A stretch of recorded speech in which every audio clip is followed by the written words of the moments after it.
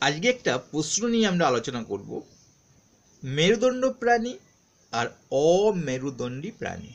একদম ভালো করে শিখে নেব। আমরা তো ছোট ছোট প্রশ্নগুলোকে ভালো করে শিখে নিচ্ছি। মেরুদণ্ড প্রাণী কাকে বলে এবং অমেরুদণ্ডী প্রাণী কাকে বলে? দেখো, আমরা একটা কথায় কথায় বলি মেরুদণ্ড নেই তোর, সোজা হয়ে বস। হ্যাঁ, মেরুদণ্ড হচ্ছে শিরদাঁড়া। শিরদাঁড়া বলতে কি, আমরা একটা ছবিতে যাই,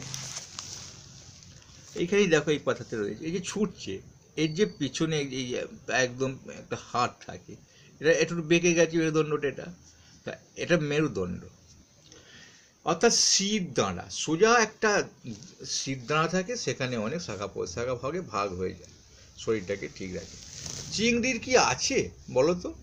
চিংড়িটাকে যখন আমরা রান্না করে খাই তখন দেখতে পাই কিছু হাড়? না। টিকটিকি, হ্যাঁ স্যার, টিকটিকির একটা হাড় আমরা টিকটিকি পচা থাকলে দেখতে পাই। তাহলে টিকটিকি কিন্তু মেরুদণ্ডী প্রাণী। তাহলে স্যার ও চার পায়ে হাঁটে, অর্থাৎ বুকে হাঁটে, বুকের উপর বল দেয়, এই নিয়ে এই টিকটিকিকে বলা হয় মানে বুকে হেঁটে চলে, সরীসৃপ প্রাণী। সাপও বুকে হেঁটে চলে।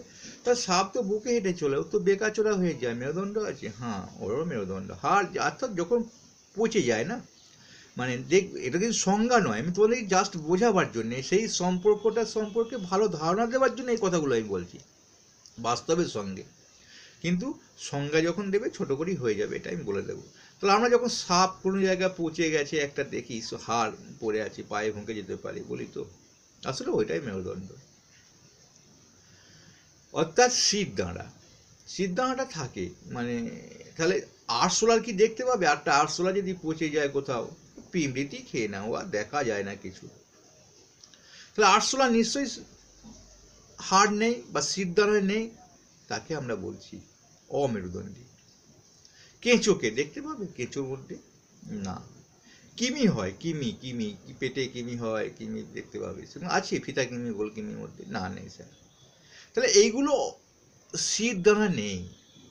অর্থাৎ যে সকল প্রাণীর একটি শক্ত শিরদাঁড়া দেখা যায় তাকে বলা হয় মেরুদণ্ডী প্রাণী। শিরদাঁড়া, শির মানে শিরটাকে সোজা করে রাখার জন্য, মাথাটাকে সোজা করে রাখার জন্য শিরদাঁড়া দেখা যায়, সেগুলোকে বলে আমরা মেরুদণ্ড প্রাণী। আর যে সকল প্রাণী দেখা যায় না তাকে আমরা বলি অমেরুদণ্ড প্রাণী। মানে যেমন কেঁচো, আরশোলা, পোকামাকড়। একটা প্রশ্ন আসতে পারে, খুব ভালো প্রশ্ন, যে টিকটিকিকে ছুলে গোল হয় না, কিন্তু কেঁচোকে ছুলে গোল হয়ে যায় কেন? টিকটিকিকে ছুলে গোল হয়ে যায় না, কারণ টিকটিকি মেরুদণ্ড আছে, শিরদাঁড়া আছে, তাই গোল হওয়ার সম্ভাবনা টিকটিকির নেই। কিন্তু কেনো, যেটাকে আমরা কানকোটারি বলি অনেক সময় গোদা বাংলায়, তো সেটার মধ্যে কোনো মেরুদণ্ড নেই, কোনো শিরদাঁড়া নেই, সেই জন্যে গোল হয়ে যায়। ছোট্ট প্রশ্নে ছোট্ট উত্তর। তাহলে আর একবার বলে দিই, মেরুদণ্ড প্রাণী কাকে বলে?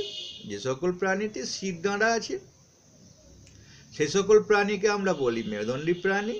কাকে বলে বলি, একটা উদাহরণ দিতে হয়, দিয়ে দেবে যে টিকটিকি, মানুষ, গরু, ছাগল, এটা মেরুদণ্ড প্রাণী। আর যে সকল প্রাণী শিরদাঁড়া নেই তাকে আমরা অমেরুদণ্ড প্রাণী বলি।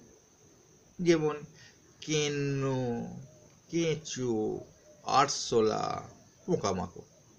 ঠিক আছে, বিদায় নিচ্ছি। ভালো লাগলে অবশ্যই লাইক করবে।